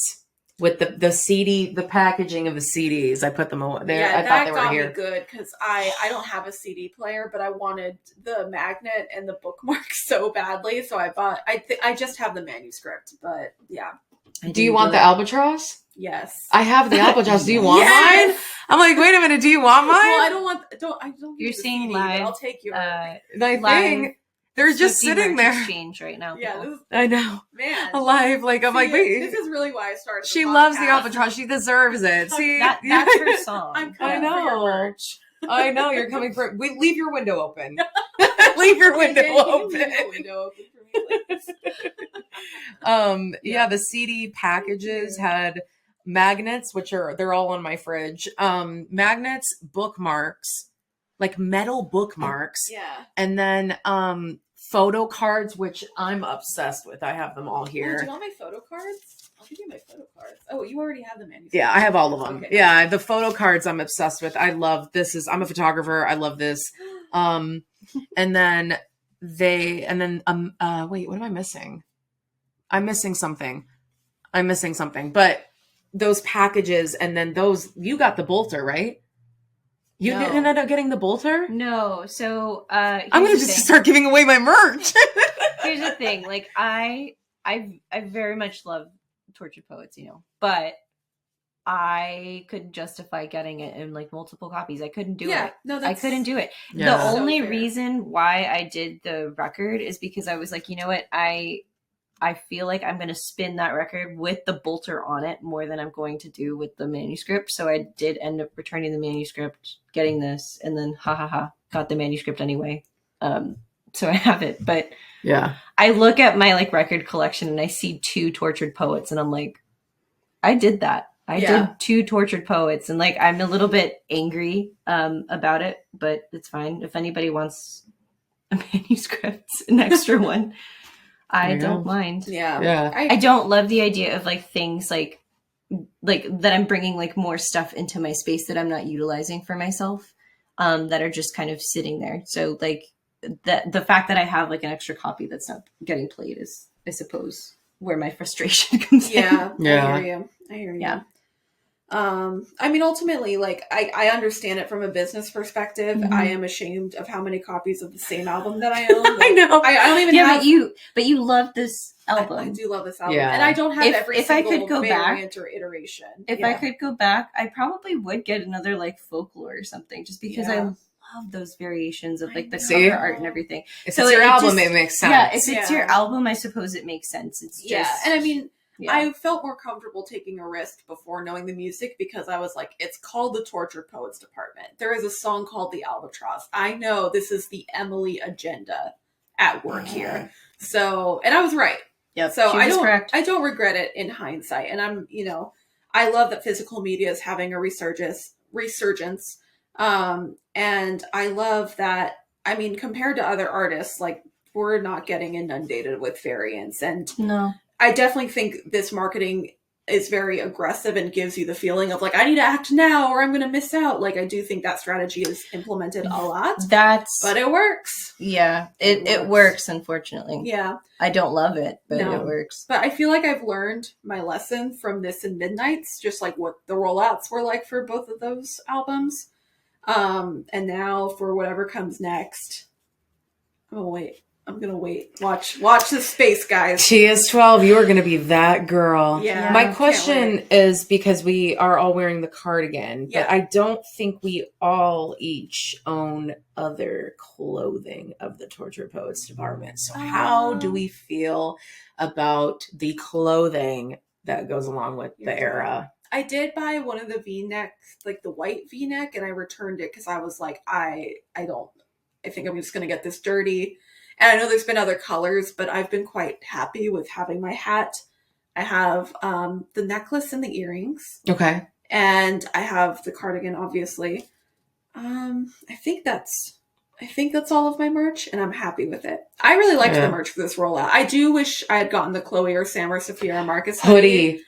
Whew, I thought about it. I was like, you don't need it. You have so many hoodies. And I'm right. Yeah. But I do think about her sometimes. I think about her sometimes. That one was good. And I think about her sometimes when I'm passing through. Good one. I mean, generally speaking, no offense to Taylor, who is beautiful, and I love her face. I don't always want to wear merch that has her face on it. Yes, I'm the same. Yeah, especially like if it's on the back, that's fine. That's why the Eras Tour like crew neck. Yeah, that was like so sought after for me. Because it was just a very simple. The Eras Tour had the dates on the back. That was it. I love subtle merch. And I have since bedazzled the crap out of mine, but yes, you embroidered it with like the same flowers from the surprise song. Yes, piano, right? Watch His Face. I'll wear it for an Eras Tour episode. But yeah, like just stuff like that when it's like simple and it doesn't have her face on it. That's usually what gets me. Yeah. So I thought I'd be a little bit more into this rollout. But no. I was just kind of like, all right, like I'm good with. I have the hat because we thought we were all gonna do like little squad photos and stuff with our hats someday. And then I got this sudden urge to learn embroidery and embroidered them and like made them more personalized for us and everything. But again, because it's like it's this album and I have all these like memories and stuff associated with it, I don't mind having it. And same thing with the cardigan. I didn't actually buy it. This was like Emily bought 2 and then she was like, do you want it? Sure. Sizing, Yeah, sizing. And it's bigger than what I would normally get for myself, but I also don't care because it's a big cozy, comfy cardigan. Yeah, this one's really like I understand the quality we're working with here is not like particularly high quality, but I do really like this cardigan. It's cozy. I've worn it to work a couple times. I like that. Soft. This one, unlike the others, is not so like there's not. I love the star patches, but just as far as like in a work environment, this feels more like a regular cardigan. So I do like it. It's more subtle. It's more subtle. Yeah. I feel like there's times and places where I like to be more out there with the merch that I'm wearing, but obviously work is not one of those places. So yeah, I like this for that reason. So, I mean, I did really enjoy the merch from this rollout. And you got me the fountain pen, didn't you? And the snow globe. Oh, yeah. And I have the desk pad. Yes. She got me. The notebook. Yes. Yeah. I think those were great. I think those were great. I really liked those. Yeah. I like those. Here's an idea for the Patreon. Maybe I'll doodle in it, and then we'll just put those doodles on the Patreon. I love that idea. That would be great. Yes. Please. All right. Yeah. And You're welcome, Patreon. Yeah. Yes. Yeah. Did the fountain pen work out okay? Yeah. It's nice. Okay. She's cute. I used to do calligraphy back in the day, so I've done Wow. little calligraphy doodles. I'm not that great at it, but I do enjoy it. And Hell snow yeah. globe's a hit. Like the fact that the little snowflakes are the papers that say "I love you" it's ruining my life. It's down Yeah. here. We'll dig it out when we try. Yeah. When we start to. Yeah. Oh, This okay, is well, we'll dig it her. out now. I love you. But I It's- think she should definitely be on the table when we're discussing like the song breakdowns. For When sure. we're Yeah. not going gently into that Fortnite. That was a Dylan Thomas reference, kind of. I ended up caving and buying the record holder. It's actually over here. The record holder. The TTPD record Box holder thing. that only holds 4 records, There's and I now coincidentally only have 4. Oh, good. The anthology, 2 manuscript. Only, and what a normal thing to say. I only have 4 of the one album. Speaking of, she's like, why do I have 2 Torture Poets? I'm like, I have 4. I'm just, yeah, I have 4 Midnights, 4 Torture Poets. But Dani loves a variant. Well, I yeah. think between the 3 of us, you're the most vinyl collector, right? I think you have the most out of all of us. Yeah. Yeah, you're pretty heavy on collecting. You've been not buying and having, but I would say you know your stuff too. I mean, maybe we're equal because like I have a Yeah. Speak Now TV. You don't have Speak Now TV. I do have right? Speak Now TV. Oh I shoot! just Never got mind. it. She outdid it. I am a new mommy to Speak Now TV, Reputation and Long Pond. But yeah. Oh, well, yeah. No, I think you have more than us at this point because you have debut. Yeah. You do. I will say, because we're talking about Torture Debut. Poets, Yeah. and you brought up that some of your friends have converted to that era after being longtime fans of another era. I am one of those people. Yes. I dethroned wasn't sure- Midnights. I wasn't sure if we were going to go into I that. didn't know if we were in going to this- reveal that. in this I mean, we episode or can. not, but yeah. I have something to reveal. I dethroned Midnights. Wow. I told you all Midnights was my era, and it is. Which is crazy. You heard it Like here first, she folks. she loves Midnight. So I know. she told us, no, I think I'm a Tortured Poets girly. I was like, holy crap. Yeah. I'm a Right. Midnights girl. I love that photo shoot so much. I actually did not realize that people, based on that photo shoot, were thinking it was going to be more of like a rocker Stevie Nicks vibe. Mhm. I'm not putting that off the table in the future, by the Oh, way. no. Listen, I if really I'm TS12, Taylor, if you're listening, if TS12, if you want to like go there, please go there. I'll Yeah. buy it. Yeah. Yeah. I mean, I might buy more than Girl, one. I don't know. whatever you do, we're going to buy it. Like, let's be real. But Yes. I but just I would love that for you. Yes. Yeah. I hope someday that happens. Yes. Very much so. Yeah. I had this really emotional moment with Midnights the day that Torture Poets the night that Torture Poets came out. I listened to it and I was like, I can't believe it. She's not gonna. texted me about this. Yeah, You she's were not so going to be the sad. girl anymore. Like she's Yeah, gonna. you texted me too. I remember. Yeah, I was like, this is so sad. I actually was tearing up, you Yeah, guys. I got to You're on Your Own, yes. Kid, and I was like, oh, I'm done. I can't believe this is You're cooked. I'm cooked. And I Not mean, that we don't love Midnights or anything. Love but Midnights. we love Love Midnights. it, love it. yeah, I've listened to this. I know we talked about this. I listened to this album. I kid you not. I am not lying when I say this once a week. Yeah. I listen to this album once a week. Not the anthology, not the entire 31 Oh, tracks, but do. I do spin that a lot. I Yeah. spin certain songs from the anthology, but if I have time, I'll go through all of them. But I spin this album, not physically, but streaming. I stream this album once a Mhm. week. Wow. I don't know what it is about it. I think it's incredible. I listen to it from front to back. For some reason I have to listen to it from front to back. I mean, it's an album. It's an album. It really works Yeah. the best. It insists upon itself. And Midnights has a special place in my heart. I love Midnights. I love Well, so it's Midnight's now number 2. it's then. Midnights is number 2. Yeah. Yeah. But I don't spin her on my vinyl often. I don't stream her in full often. Mm. When you say in full, do you mean the 3 a.m. tracks as well? Yeah, like Yeah. the entire Wow. thing often, like from start to finish. Mhm. I'm so attached to Tortured Poets. And will that change when TS12 comes out?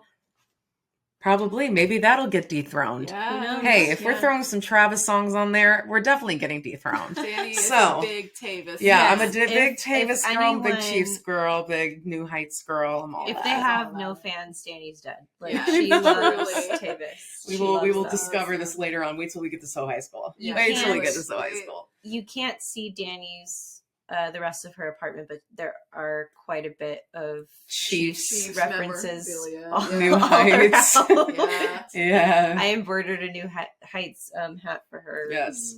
All Maybe I'll that wear it. stuff. I'll wear it during my So High School That'd episode. be cute. That'd be yeah. cute. Yeah. I'm not going to reveal if Tortured Poets dethroned folklore for me just yet. You're gonna have to wait and see. You're gonna have to wait But, and see. I mean, maybe you can infer, Whoa. or maybe you can't. I don't know. I'm being cryptic on purpose, but I've said a lot about how much I love this album. Let's find out if I love it more than folklore. Ooh, when we get to Yeah. the manuscript, we will be asking Emily this Yes. question. If the story of folklore is not hers anymore. Now and then I reread folklore. The story isn't mine anymore. Is it? Or is it? Or Yeah. is it? Dun, Stay dun, tuned. dun. Stay tuned. And I won't reveal. I don't think I'm going to reveal where TTPD falls on my scale yet.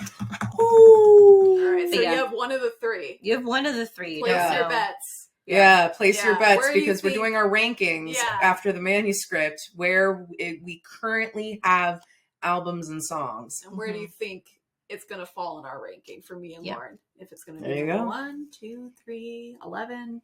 Yep. We'll find out. We'll find out on a later episode. Yeah. That'll be So- On a later episode. Should we look at the poetry that precedes the Tortured Poet? Oh, I think so. Yeah? fun. Sure. Yeah. Okay. So, all right. So, I mean, Pull it up. technically, if you have Taylor, I think is really good at incentivizing buying physical copies because she includes so many goodies that make it worth the purchase, which I love. So We haven't talked about it, but this is one of the most beautiful presentations Beautiful. of a record that I own. Absolutely. It's Like a any book. variation that you get, yeah. it is a book. And I remember I was the The first photos one are in the amazing. group to get my manuscript copy, and I was Yeah. like, I dare not like ruin this with like just a picture on my phone in the group chat. Like, you all need to experience this, like opening Yeah. it and flipping it through for the first time. But it is Yeah. beautiful. it's just such a pleasure, and it Yeah. really invites you to sit with the lyrics, to also sit with the credits. Like I Yeah. went through this and I saw that Emma Stone is credited on Florida for Oddities. Yep. That's Wait, my, what? That's my Roman Empire. I'm like, what oddities? What do you mean? I want to be in that room. Yeah. When it happened. Yeah. Yeah. Hamilton. Hamilton. Sorry. Oh my god! Wait, I'm shook. I didn't even know that. See, Yeah, I need no, to. I need to go. Yeah, I look need to. in there. I need to We serve have this the back evidence in. right Everybody, now. pull your books out and turn to page. Chairman. This will be on the test. Yeah, this will be on the test. Oh my Can you gosh. imagine if we got Oh, I copies? see all this little notes on the bottom. Yeah. But yeah, I mean, It's this like is very tiny print. yeah, this is Uh, incredible. And if you're listening to this, we are currently opening up our vinyl and going through the pages. Yes. And so when you open the vinyl, on everybody's vinyl, doesn't matter what variant you have a huge oh, we got her popping out. Bye. We have the Stevie Nicks poem right when you open up the vinyl, and then on the back you have the in summation. Mhm. So the Stevie Nicks poem is supposed to be read before you listen to the album. I just said that. So it's supposed to be read before you listen to the album. And then the in summation is a summary of from Taylor herself Yeah. explaining the album, which again goes with my thing of not needing to do interviews because that tells you what we need to know. I feel like Yeah, that definitely tells you. What are your thoughts on the Stevie Nicks poem? This is a lot to Well, take in. should we read it? We for should the, read the it. folks Yes. who don't But- have this in front of them. Or Before who we can't start- read it because her cursive is crazy. Yeah, we love so- Stevie. Her writing is a little difficult to read. But it's beautiful. It is beautiful handwriting. We're just reading it off of someone who posted Yeah. like a text, like, you know. I'm not bit. gonna lie, the August 13th and September 13th do haunt me a little bit. I don't know what that's about. I'm not gonna speculate, but like it did strike me. Maybe it's just one of those things, you know? Yeah, it's a little like, why does it say it was written on August 13th, but then she puts below it, she just puts the date, September 13th. And at 8:50 p.m., which is cool. I mean, like, I also like, I like to notate when things happen because I'm so sentimental and nostalgic and love time. Maybe Stevie is the same way. Yeah, maybe she is. So, all right, who wants to read it? I'm down. You want me to Do read? it. All right. I the only reason why I'm offering this is because I was in a slam poetry competition. Stop it. Not that I'm gonna show off my skills right now, Should I but have bongos right now? I didn't make it very far, by for anyone wondering. I did not make it very far, but I was very passionate. I was an actor, so I really loved it. Okay. For T and Me by Stevie Nicks. He was in love with her, or at least she thought so. She was brokenhearted, maybe he was too. Neither of them knew. She was way too hot to handle. He was way too high to try. He couldn't even see her. He wouldn't open his eyes. She was on her way to the stars. He didn't say goodbye. She looked back from her future and shed a few tears. He looked into his past and actually felt fear. For both of them, the answers would never be ever clear. Don't ask questions now. Do that later. She brings joy. He brings Shakespeare. It's almost a tragedy, says she. Don't endanger me. Don't endanger me. He really can't answer her. He's afraid of her. He's hiding from her. And he knows that he's hurting her. She tells the truth. She writes about it. She's an informer. He's an ex-lover. There's nothing there for her. She's already gone. There's nothing that can stop her. She was just flying through the clouds where he saw her. She was just making her way to the stars when he lost her. Me after reading that. Oh my gosh. From one poet laureate of songwriting to another, like from Stevie to Taylor. That is just, what a poem. It's so good.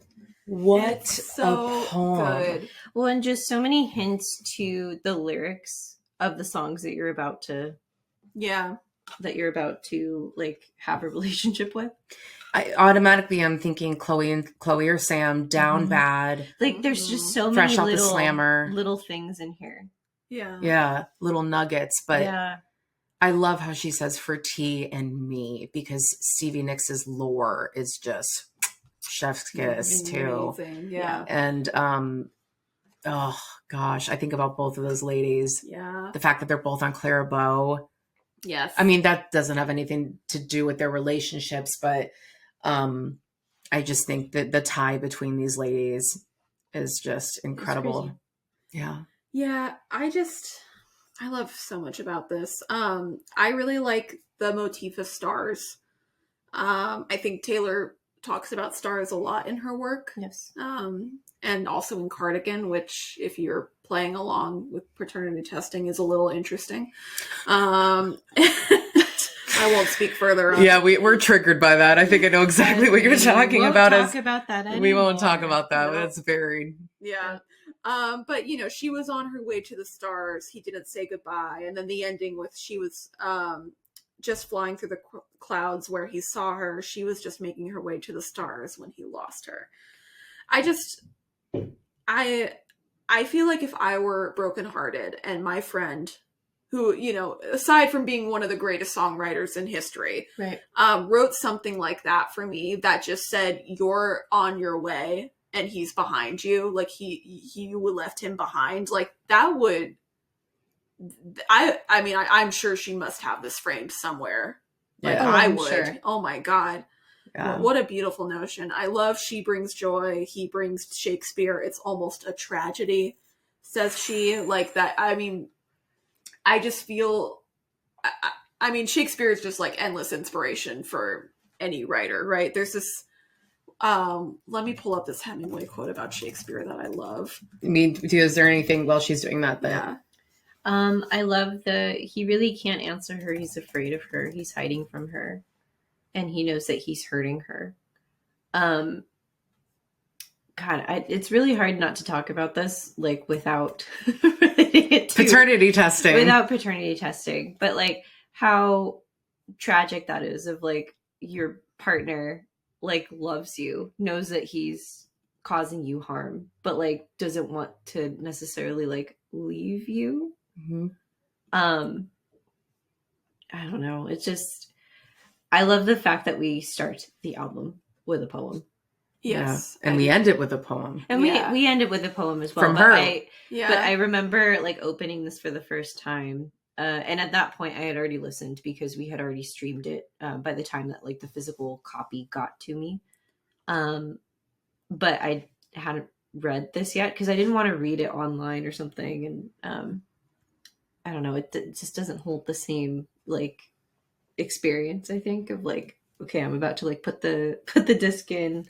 Got it. Let's like read the poem. I don't know. Yeah. Doesn't hold it's not the same experience. No. So No. Yeah.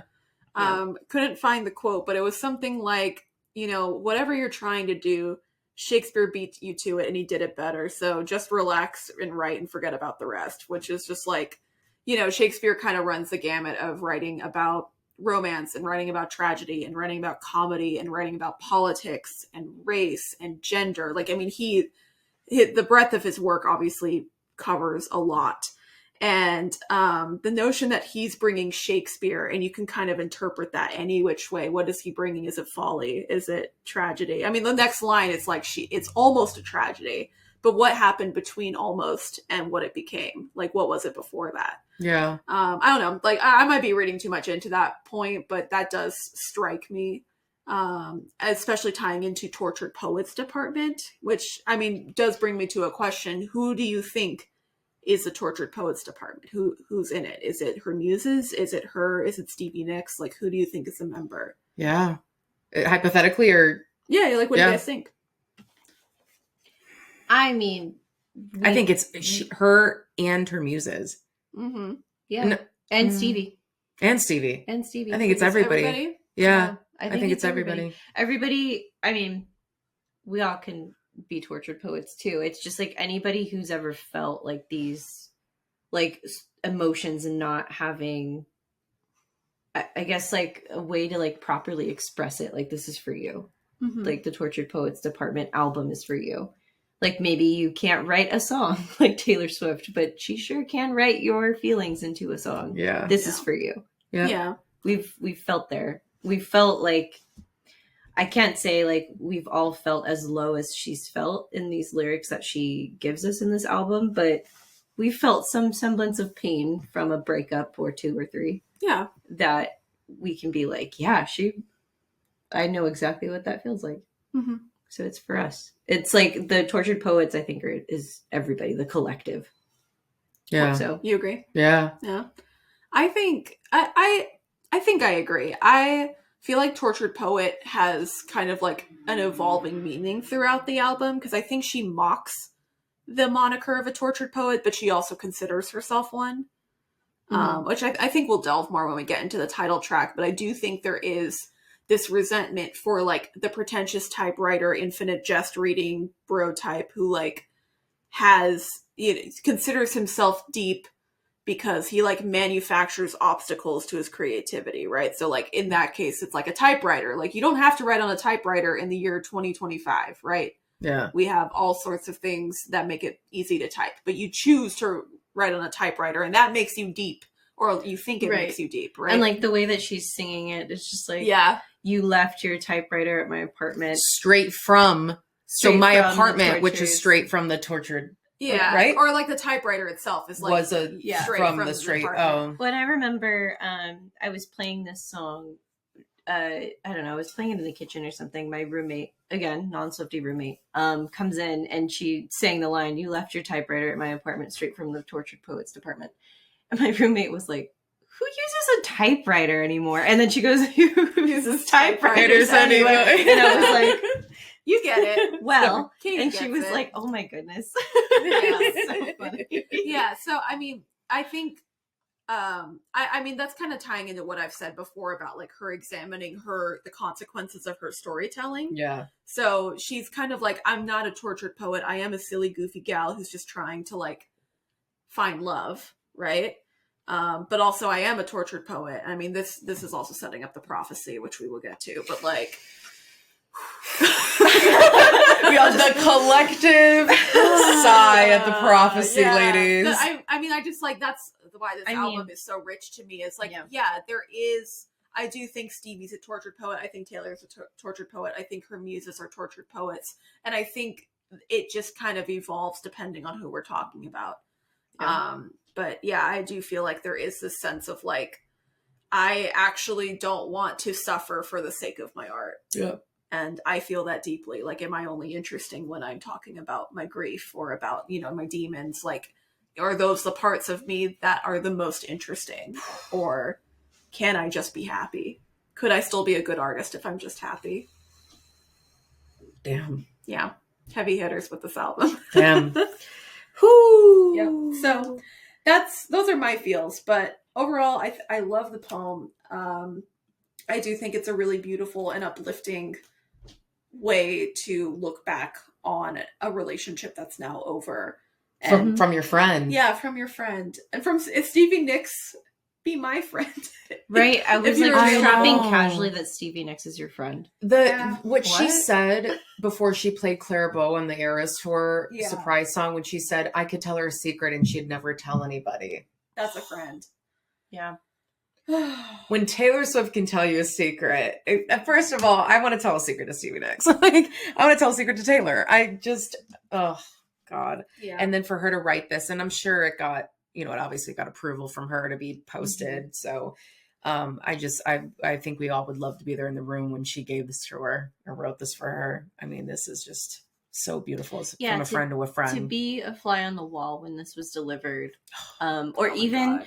Like, what, like, did she ask for it? Like, oh, like, write me a poem for the opening of this? Or did Stevie just write this for her? As like a, hey, like, like, I would love to know what came first. If the album came first and then Taylor thought this was a really cool, like, way to segue into the album. Mm-hmm. Or if she's writing these songs, she's not quite sure, like, where it's going. Yeah. In terms of, like, the name or anything, and then Stevie gave this to her as a gift. I mean, I think it's the perfect prologue, because it's so cool. Was thinking about how she might write the prologue. I mean, that's also the benefit of these physical copies, is you get to read a little mini essay or summary from Taylor before you listen to the album of just, you know, whatever it is she feels compelled to share about the making of the album or where she was in her life when the album happened.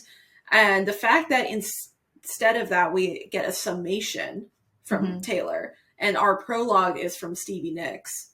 I just think that's extraordinary. Yeah. I would love their friendship too. I wonder if Stevie talked about her, like her lore, especially with this poem kind of reminds me of Stevie's lore with Silver Springs, that bridge. Time casts a spell on you, but you won't forget me. And like, I know I could have loved you, but you would not let me. Oh my God. So stay tuned on our Stevie Nicks episode question. Yeah. Oh, I would love to do that. Oh, yeah. I mean, there's so many albums or so many oh my gosh, I can't speak. There are so many artists that I would love to dive into aside Taylor as well, because I mean, there's only a small handful that I can think of that are kind of on that same level of like everything that comes out. I'm like, what? Like, how did that come out of your brain? I don't understand. Yeah. Stevie's one of those.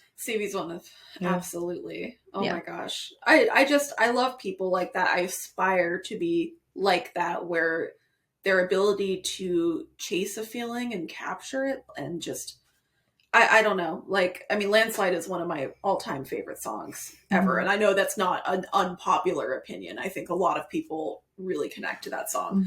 But I'm a Gypsy fan. Huh? I'm a Gypsy fan. Gypsy fan? Yeah.